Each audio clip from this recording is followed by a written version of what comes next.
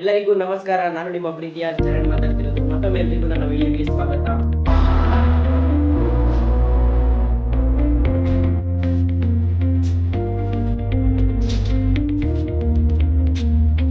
ಯಾರು ನಮ್ಮ channel first time ನೋಡ್ತಿದ್ರೆ ಎಲ್ಲರೂ ಸಬ್ಸ್ಕ್ರೈಬ್ ಮಾಡಿ, ಮತ್ತೆ ವಿಡಿಯೋ ಕೊನೆವರೆಗೂ ನೋಡಿ, ಲೈಕ್ ಮಾಡಿ, ಮತ್ತೆ ಕಾಮೆಂಟ್. ಇವತ್ತಿನ ನಮ್ಮ ಪಯಣ ಮಂತ್ರಾಲಯಕ್ಕೆ ಹೋಗ್ತಿದ್ವಿ. ಟ್ರೈನ್ ಆಲ್ಮೋಸ್ಟ್ 1 ಗಂಟೆಗೆ ಬಂತು.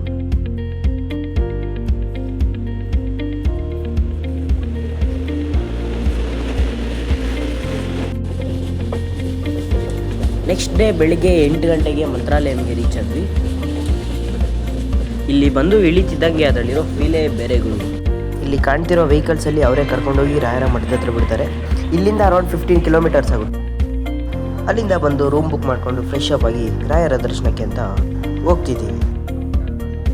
ರಾಯರ ಬಗ್ಗೆ ಹೇಳಬೇಕಂದ್ರೆ ತುಂಬ ಇದೆ, ಅದರಲ್ಲಿ ಸ್ವಲ್ಪ ಹೇಳ್ತೀನಿ, ವಿಡಿಯೋ ಕೊನೆವರೆಗೂ ನೋಡಿ.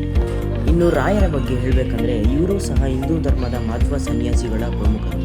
ಇವರು 1595ನೇ ಇಸ್ವಿಯಲ್ಲಿ ತಮಿಳುನಾಡಿನ ಚಿದಂಬರಂ ಬಳಿಯ ಭುವನಗಿರಿಯಲ್ಲಿ ಜನಿಸಿರ್ತಾರೆ.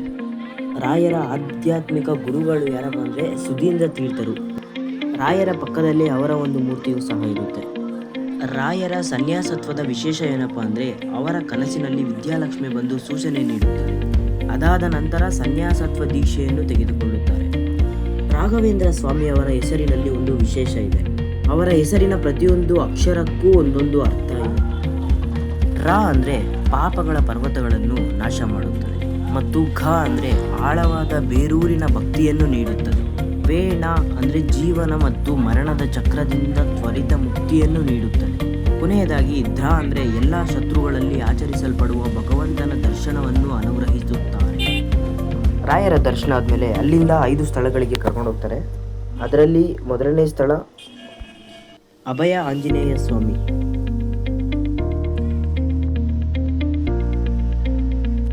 ಇನ್ನು 2ನೇ ಸ್ಥಳ ಯಾವುದಪ್ಪ ಅಂದರೆ ಅದು ತುಂಗಭದ್ರಾ ನದಿಯ ಅಣೆಕಟ್ಟು.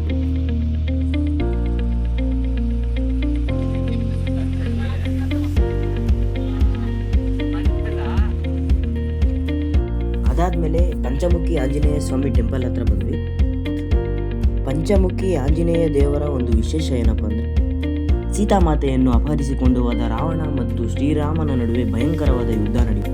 ಆಗ ಆಂಜನೇಯ ಸ್ವಾಮಿ ರಾವಣನ ಸಂಹಾರ ಮಾಡಬೇಕೆಂದರೆ 5 ದಿಕ್ಕಿನಲ್ಲಿರುವ ದೀಪಗಳನ್ನು ಒಂದೇ ಬಾರಿಗೆ ಆರಿಸಿದರೆ ಮಾತ್ರ ರಾವಣ ನಾಶವಾಗುತ್ತಾನೆ ಎಂದು ತಿಳಿದು ಬರುತ್ತದೆ.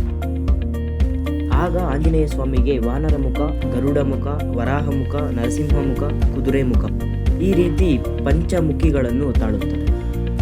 ಆಂಜನೇಯ ಸ್ವಾಮಿ ದೇವಸ್ಥಾನದ ಹಿಂಭಾಗದಲ್ಲಿರುವ ಲಕ್ಷ್ಮೀ ದೇವಾಲಯಕ್ಕೆ ಹೋಗ್ತಿದ್ದೀವಿ.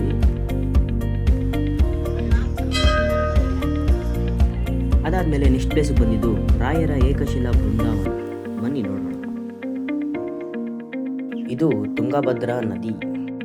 ನೀರೆಲ್ಲ ಕಡಿಮೆ ಆಗೋಗಿದೆ ಗುರು. ಇಲ್ಲಿ ಶ್ರೀ ಗುರುರಾಯರು ಜಪ ಮಾಡ್ತಿದ್ದಂತಹ ಕಟ್ಟೆ.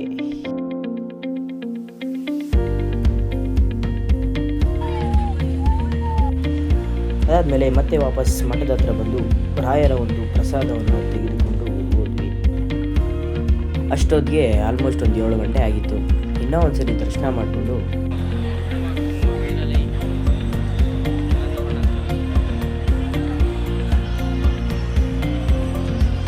ಈಚೆ ಬಂದ್ವಿ. ಇಲ್ಲಿಗೆ ನನ್ನ ವ್ಲಾಗ್ನ ಎಂಡ್ ಮಾಡ್ತಿದ್ದೀನಿ. ಎಲ್ಲರೂ ನೋಡಿ ಸಪೋರ್ಟ್ ಮಾಡಿ, ಮತ್ತು ನಿಮಗೇನು ಅನಿಸಿದೆಯೋ ಕಮೆಂಟ್ ಮಾಡಿ. ಮತ್ತೆ ಸಿಗೋಣ. ಬಾಯ್.